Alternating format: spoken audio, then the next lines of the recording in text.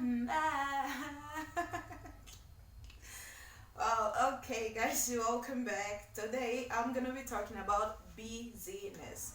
How we love to be busy, and we sometimes we make it sound like we're complaining, but deep inside our hearts, we really enjoy the fact that we are busy. So first, let's start it by defining business. What is business? Business is having a great deal to do, being engaged in something, being occupied, overworked, strained, name it. And in sentence, it says business is a state of having or being involved in an activity. But I like this one the most. It says business is being glutted with details to the point of distracting. And another one says business is a state of being or appearing to be actively engaged in an activity. So you're not really engaged, but you just appear to be engaging in that activities. That's what business is. And in my word, I would say business is having so much to do or doing a lot of things at the same time that sometimes you even get confused. But let's look at a quote by David Allen. Most of the stress that people feel is not from having so much to do, but not being able to finish what they started. So, in my understanding, I would say just do one thing at a time and just focus on that. And another quote by the great Socrates, it says, beware the barrenness of a busy life. In my word, beware the emptiness, the fruitlessness of a busy life. Never get so busy making a living that you forget to make a life. This is a quote I read from somewhere some time back. I know we feel really good telling people we are busy because it makes us feel we're doing something, it makes us feel important, it makes us feel we are fulfilling our purpose, it makes us feel we are contributing to the society. But I can proudly tell you that you can be so busy doing so many things at the same time, but at the end of the day, you're doing nothing. So I think we confuse being busy and being productive, and those are two different things. So being productive is being fruitful, is being rewarding, is being profitable, is being fertile. But the difference between a busy and a productive person is a busy person work harder and a productive person works smarter. A busy person is frantic and a productive person is focused. A busy person is fueled by perfectionism while a productive person is fueled by purpose.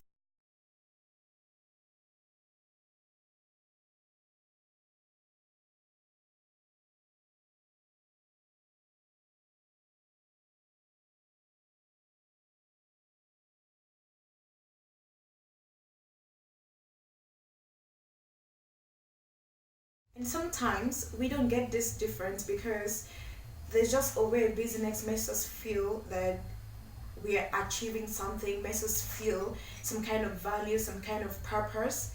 But one thing I would really just like us to do is ask ourselves some question like, in my business, who am I becoming? Do I like the person I'm becoming? Is the person I'm becoming the person I really wanted to become? And is this person helping me? Is it benefiting me? What am I benefiting from my business? Is it helping the people around me? And I also know that most of us don't know we are busy. And these are 5 signs to tell you that you are busy. And of course, tips.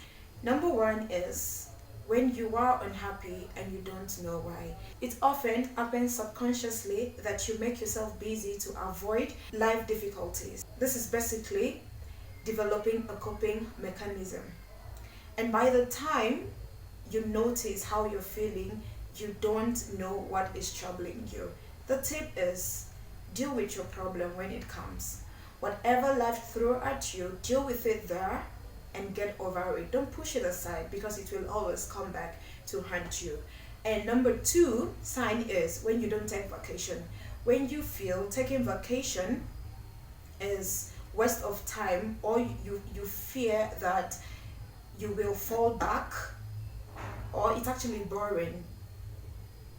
That is not true. Taking vacation is not boring and you will not fall back. This is when your busy life has trained you to place your self-worth on doing rather than becoming. The tip is vacation is very important. On my previous video, I talked about getting away. Getting away help you to reflect. It helps you to become a better person at your workplace, at your business. Even when you come back, you need time to rest. Your mind, your head needs time to rewind. Number 3 is when you feel you're failing in multiple areas of your life. And this is when you are a jack of all trades and a master of none. Take one project at a time, work on it, establish it before you take another. And I don't believe in the word failure. The only time you fail is when you've actually fallen and you refuse to stand up. But once you fall and stand up, you are not failing. You are actually doing something with your life. Number 4 is when you've lost your sense of purpose. And this happens when you're doing things just for the motion of a paycheck. When all you think about is, I'm going to be paid at the end of the day. You don't enjoy the job you're doing, but you're just doing it because you will be paid. And the tip is, take some time off. Ask yourself, why did I choose this job at the first place? Reconnect with your emotions and know why you are there. If it's not something you love doing, then don't do it. Go get something that makes that brings out the person you are, your purpose. And my number 5 is when you hardly see your family.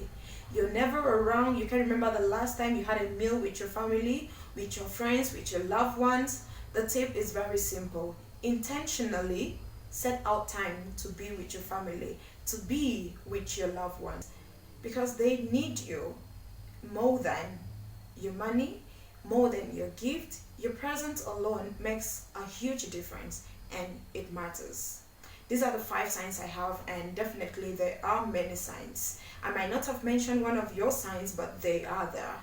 And by the time when you know the signs, then it's easy to get rid of the root of your business, because every problem has its root and the root has to be dealt with. It has to be uprooted. Get rid of your root. And in most cases, I think and I feel root number 1 is always trying to please everybody.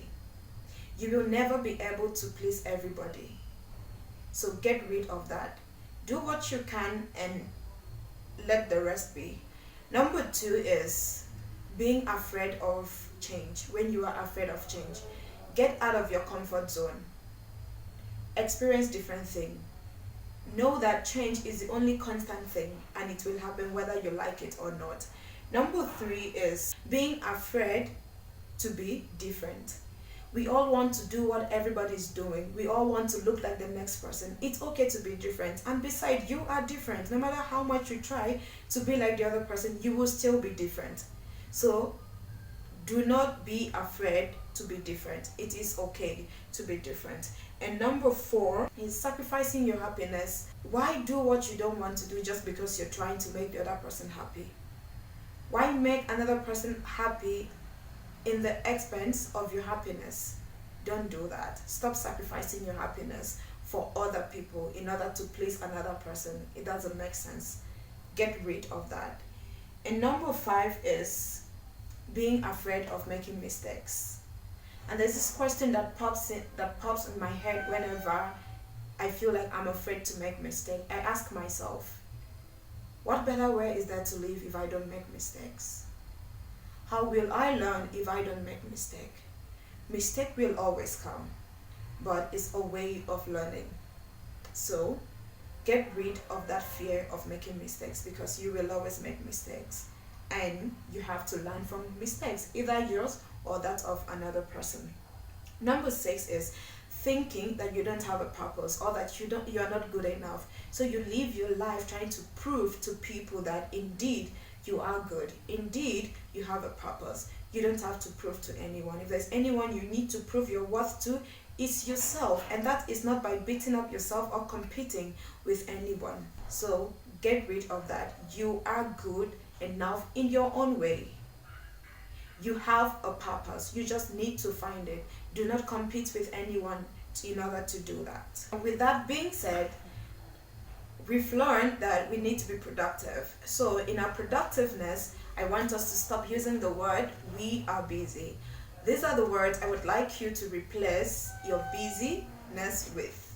Number one, intentionally full. Instead of saying I'm busy, say I'm intentionally full, because everything you do it intentionally. You intentionally wake up in the morning to take a shower, to get up, to go to work.